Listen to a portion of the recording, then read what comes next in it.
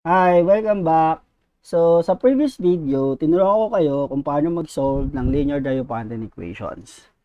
So, dito naman, tuturuan ko kayo kung paano gamitin yung linear Diophantine equation sa pag-solve ng ilang mga numerical problems. Okay, so, let's have some examples. So, here is an example. A customer bought a dozen pieces of fruits, apples and oranges for 132 pesos.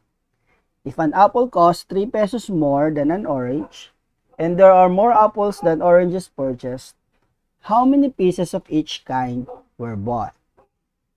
Now, para ma-solve natin yung mga gantong klaseng word problem, ang unang kailangan natin gawin ay ma-translate natin yung problem into mathematical expressions. So, gamit lang tayo ng mga variables para i-translate yung mga given sa problem. So, ano ba yung mga given? Bumili ng dozen pieces of fruits. So, what does dozen means? So, merong 12 pieces of fruits. Bumili ng apples, tsaka oranges. So, let's say, yung bilang ng apples na binili, sabihin natin X. Yung bilang ng oranges na binili, sabihin natin Y. Tapos, ang total is 132 pesos. So, para malaman natin kung magkano yung total, we need to know the cost per apple and the cost per orange. Now, ang cost daw ng apple ay 3 pesos more than cost ng orange. So, let's say, ang cost ng orange, sabihin natin Z. And then this time, ang cost daw ng apple is 3 pesos more. So, ang magiging cost ng apple will be C plus 3. So, let's summarize the variables that we have. Let's use X to denote the number of apples bought. And Y is the number of oranges.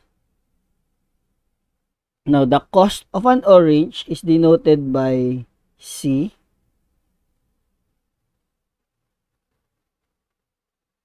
And the cost of an apple now is 3 pesos more. So, that's C plus 3.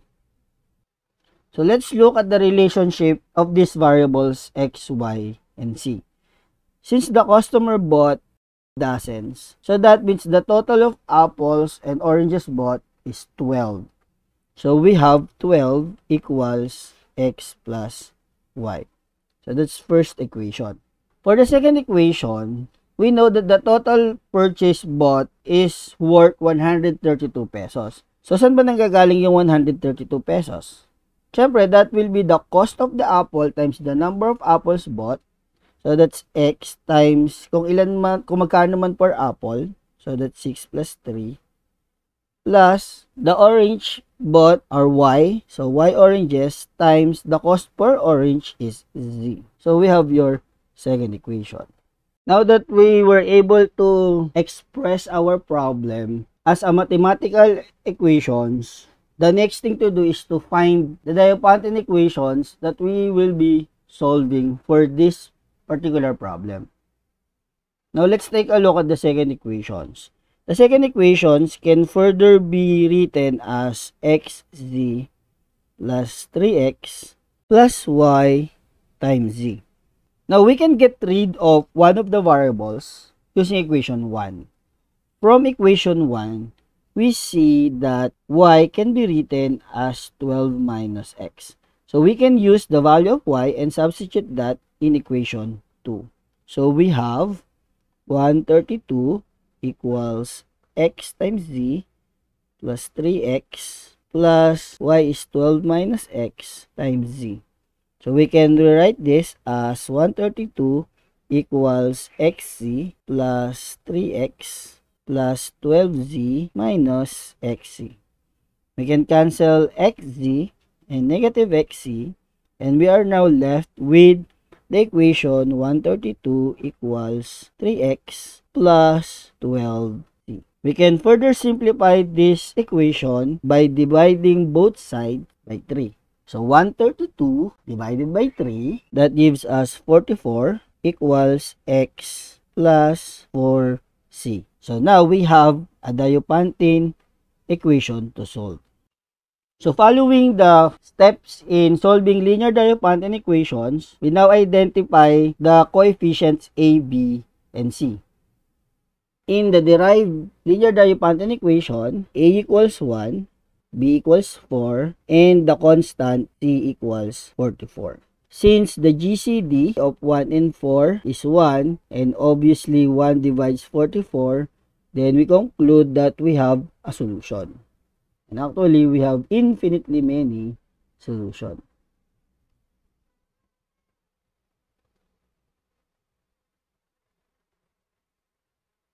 So the next step is of course to find a particular solution.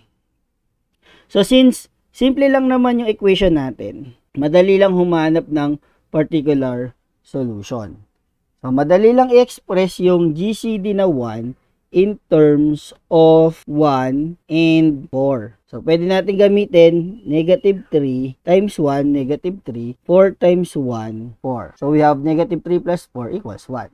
So we were able to express 1 in terms of 1 and 4. Again, kasi madali lang naman yung GCD. Pero kung mahirap i-express yung GCD in terms of A and B, then gagamit tayo ng Euclidean algorithm. Okay. So, paano natin nahanapin yung particular solution? So, yung GCD na 1, since that divides 44, so i-multiply mo lang yung 1 sa K para maging 44. And in this particular example, we need to multiply everything with 44. So we have 44 equals 1 times negative 3 times 44 is negative 132 plus 4 times 1 times 44. So that's 4 times 44. So we now have the original form 44 equals 1x plus 4c. So that means ito yung x sub 0 natin, tapos ito yung tatawagin nating c sub 0. So we now have a particular solution. Take note na ang ginamit ko ay c sub 0 since ang variable natin ay c. So using the particular solution, pwede nating ma-solve yung general form or solutions ng linear Diophantine equation. So, ano ulit yung equation natin? X is equal to x sub 0 plus bt. And this time, c is equal to c sub 0 minus at. Substituting the value of the particular solution, so x equals, ang x sub 0 natin ay negative 132 plus, ang b natin ay 4. So, 4t. On the other hand, ang c naman natin ay equal sa c sub 0 which is 44 minus ang a natin ay 1t. So now meron na tayong expression para sa solutions ng linear Diophantine equations natin for any arbitrary integer t. So balikan natin yung problem. So sabi ng problem, a total of a dozen pieces of fruits are bought. So ibig sabihin, bumili siya ng X number of apples and Y numbers of oranges. Siyempre, mathematically speaking, pwede naman ang any value ng X and Y. Pero in reality, siyempre, hindi pwedeng ang X tsaka ang Y negative. So, similarly, hindi pwedeng ang X tsaka yung Z negative. So, para ma-translate natin yung solution natin to answer the problem, kailangan nating i-restrict yung values na nakukuha natin such that ang magiging value ng x tsaka ng y ay positive. Now, ang Diophantine equations natin in terms of x and z. So, ibig sabihin, ang pwede nating i-restrict na value ay yung x. Sabi natin, ang x ay yung bilang ng apples. At sabi, mas maraming apple na na-purchase. Since there are more apples bought, then the minimum value of apple should be 6. And since there are a total of 12 dozens, so the maximum value for apple should be 12. So the values of x must be between 6 and 12. So we can put that restriction. So we have x is anywhere between 6 and 12. So that would imply that negative 132 plus 40 is between 6 and 12. 12. Now, solving for t, we have 4t is between, so plus 132 on all sides. So, we have 138 and 144. Dividing by 4, so we have t is between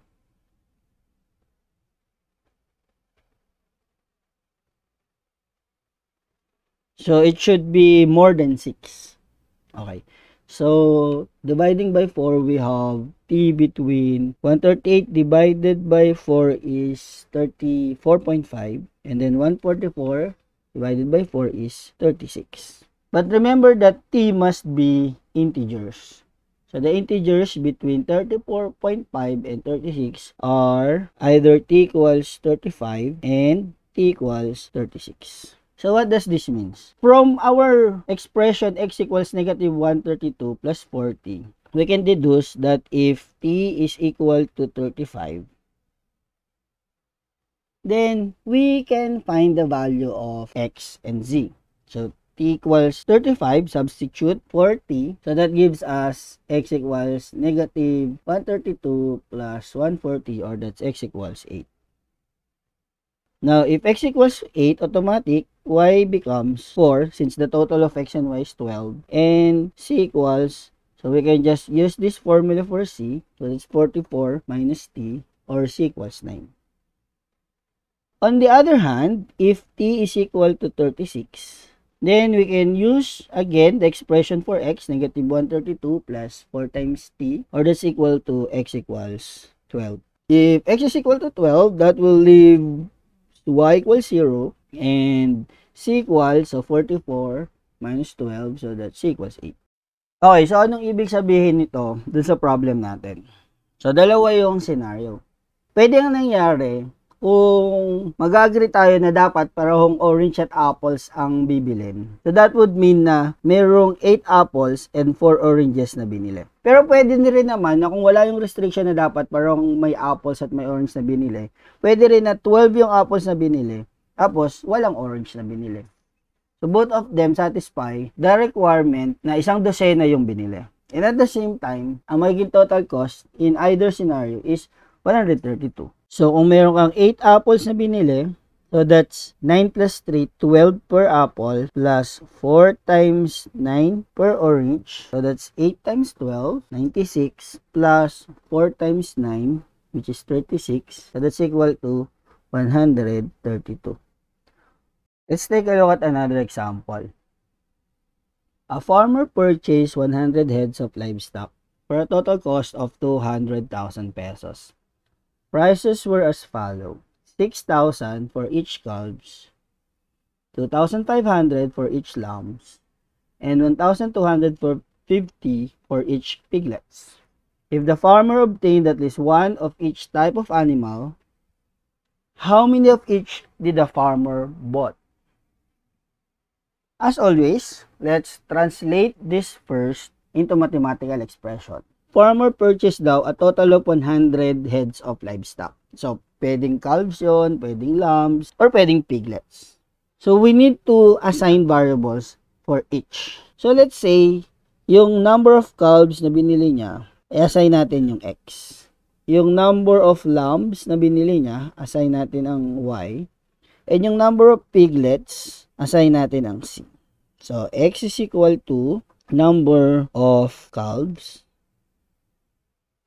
y is equal to number of lambs, and z equals number of piglets. Now, a calves cost 6,000 per head. The price per lamb is 2,500, and the price per piglet is 1,250. So, we can now look at the relationship of this variable in terms of the equation. So, if the farmer purchased a total of 100 heads, then that would imply that the sum of all the livestock purchased is equal to 100. So, that's our equation 1. On the other hand, the total cost of the livestock is 200,000. So, that means 200,000 must be equal to the number of calves times 6,000 plus the number of lambs times 2,500 plus the number of piglets times 1,250. 50. So that will be our second equation. The same as we did before, we need to determine the Diophantine equations that we are going to solve for. So first, we need to eliminate one of the variables, either in equation 1 or in equation 2. Of course, it's easier to eliminate the variable in equation 2 by using equation 1. So we can solve for C in equation 1. So we have C equals 100 minus x minus y, and substitute that in the second equation. So we have 200,000 equals 6,000 x plus 2,500 y plus, now C is 100 minus x minus y times 1 to 50. So we can further simplify this equation, and we have 200,000 equals, so 6,000 minus 1 to 50. So that's 4,750x plus 2,500 minus 1 to 50, or that's 1,250y plus 100 times 1 to 50, or that's 125,000. Transposing 125,000 to the other side, we have 200,000 minus 125,000 equals 75,000 equals 4,750x plus 1 to 50y. We can further simplify this equation by dividing the greatest common factor of all the coefficients. So if we divide everything by 250, we get 75,000 divided by 250, so that's equal to 300. 4,750 divided by 250, that's equal to 19x plus 1,250 divided by 250, that's 5y. So now we have a Diophantine equation to solve for. So in our Diophantine equation, we have A equals 19, B equals 5, and C equals 300. So the first step is to determine whether this Diophantine equation has solution or not. So first is to determine the GCD of 19 and 5. Well, obviously, that's 1. And 1 divides 300. So that means we have solutions. So how do you get a particular solution? You just have to express 1 in terms of 19 and 5. We no longer need to use Euclidean algorithm for that, because 1 is very easy to express as linear combination of 19 and 5. That's just 19 times 1 is 19. 5 times 4 is 20. So we need negative 19. That's negative 1 plus 5 times 4. So we already have a linear combination of 1 in terms of 19 and 5. Next is to multiply 1 by 300 so that we can now get a particular solution. So if we multiply everything by 300, so that's equal to 300 equals 19 times negative 300 plus 5 times 1,200. The particular solution that we want is x sub 0 equals negative 300 and y sub 0 equals 1,200. So to find the general solution, we need to use the formula x equals x sub 0 plus bt, and y equals y sub 0 minus 80. So that x is equal to negative 300 plus 5t, and y equals, so our y sub 0 is 1, 2 minus, and then we have a is 19 for any arbitrary integers p. Now let's go back to the problem. The problem says that there are a total of 100 heads, and at least one of each kind is bought. So that means the value of x is anywhere between 1 to 100. The value of y is anywhere between 1 to 100 as well. And the value of c is between 1 to 100 as well. So what we can do is we can limit the value of x or the value of y so that we have a range for values of t.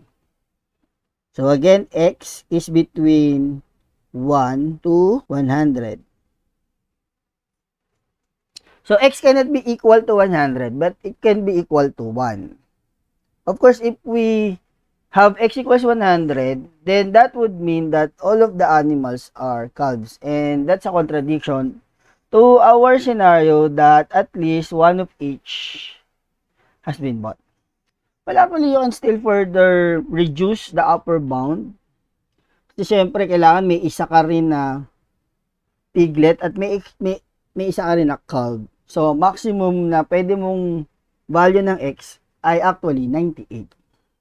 Alright.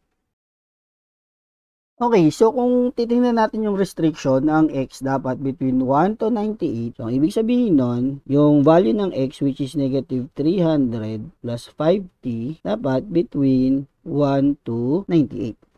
Solving for t, so add 300 on all sides, so 5t is between 301 and 398.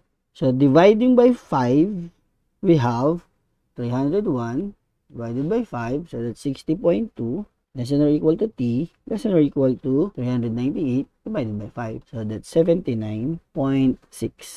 Now, since t are integers, possible values of t are between 61 to 79. Alright. Similarly, the values of y can be restricted from 1 to 98. So that would imply that 1, 2 minus 19t is between 1 to 98. So solving for t, we have negative 19t is between, so that's 1, 2 minus 1, or that's 1, 199, and then 98 minus 1, 2, negative, so that's negative 1, 1, 0, 2. So, dividing all sides by negative 19. So, since we divided by a negative number, so the inequality will be reversed. So, that's t is between 1199 divided by 19. That gives us roughly 63.1. On the other hand, 1102 divided by 19, that's 58. So, that means the value of t is between 58 to 63. Anything less than 63.1. Now, if we combine these two results, of course, from x, we see that x can be any value between, or t rather, can be any value between 61 to 79. But according to y, t can have value anywhere between 58 to 63 only. Getting the intersection of those two values, we can see that t can only have values between 61 to 63. So, we have three possible values for t. 61, 62, and 63. It cannot be anywhere less than 61 because of this restriction. And it cannot be greater than 63 because of this restriction. So, let's now look at the values t equals 61, 62, and 63. So, again, let me write the value for x. X is equal to negative 300 plus 5t. And then y is equal to 1, 2 minus 19t. So, what we can do is we can look at these values for t equals 61, 62, and 63. So, let's get 61 first. So, we have negative 300 plus 5 times 61. So, that's equal to 5. On the other hand, if we use t equals 62, negative 300 plus 5 times 62. That gives us x equals 10. Now, if x is equal to 63, then that's 300 plus 5 times 63. So, we have x equals 15. So, that's for the calves. Now, for the lambs, we have the formula 1, 2 minus 19t. So, let's get the value for t equals 61. So, that's 1, 2 minus 19 times 61. That's 41. If we have t equals 62, that's 1, 2 minus 19 times 62. So, that's 22. And if we have t equals 63, so that's 1, 2 minus 19 times 63. That gives us y equals 3. Now, since the total of all the livestock purchase is 100, to solve for C, all we need to do is to subtract from 100 the sum of x and y. So, 100 minus 41 minus 5, so that gives us 54. 100 minus 10 minus 22, that gives us 68. 100 minus 15 minus 3, that gives us 82. So you have 3 possible scenarios. Either you bought 5 calves, 41 lambs, 54 piglets, or you bought 10 calves, 22 lambs, 68 piglets, or 15 calves, 3 lambs, and 82 piglets. So those are the 3 possible solutions dun sa problem natin. To summarize, ito yung pwede nating guideline pag magsasolve tayo ng numerical problem involving Diophantine equation. First is always translate the problem in Diophantine equation. Kailangan i-represent mo yung mga given in variables, convert every statement in mathematical equations, and then from those equations, determine the appropriate Diophantine equations that you need to solve. The second step is once you have your Diophantine equation, of course, solve the Diophantine equation itself. So you already have the technique on solving Diophantine equations. Again, you have to determine ano yung value ng A, alin yung value ng B, alin yung value ng C, and then decide whether that Diophantine equation has a solution or not. Pag meron siyang solution, find a particular solution, and then once you found a particular solution, give the solution of the Diophantine equation. Now, this Diophantine equation has infinitely many solutions if a solution exists. Now, the last thing to do is to find which of these solutions makes sense in the problem. So, maraming solution yung Diophantine equation, pero hindi lahat yon may sense doon sa problem natin. So, you need to go back to the problem and determine kung ano yung mga restrictions ng problem. And then, find those specific solutions na magme-make sense doon sa problem. Okay? So, that's how you solve numerical problem involving Diophantine equations.